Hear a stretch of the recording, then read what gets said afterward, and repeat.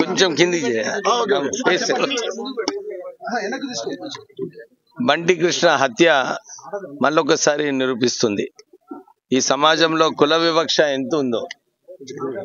వారు ప్రేమ చేసుకొని వారు ఇల్లు గడుపుకోవాలని చెప్పి ఆలోచనతోని వారు ముందుకెళ్ళేటప్పుడు కులం పేరుతో బండి కృష్ణని హత్య చేయడము, దాన్ని మేము తీవ్రంగా ఖండిస్తున్నాము.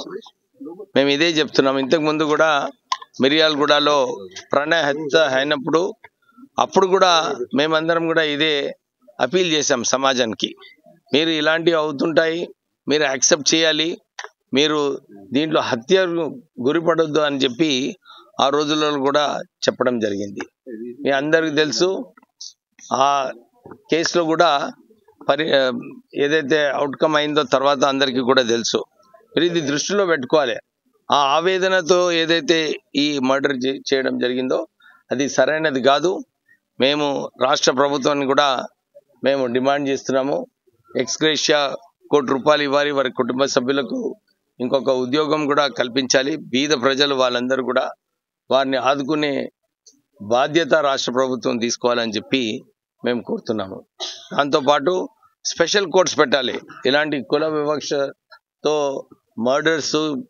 ఈ మర్డర్స్ అయినప్పుడు ఫాస్ట్ ట్రాక్ కోర్ట్స్ పెట్టి 90 రోజుల్లోనే నిర్ణయాలు వచ్చేలాగా చేయాలని చెప్పి మేము కోరుతున్నాము రాష్ట్ర ప్రభుత్వాన్ని.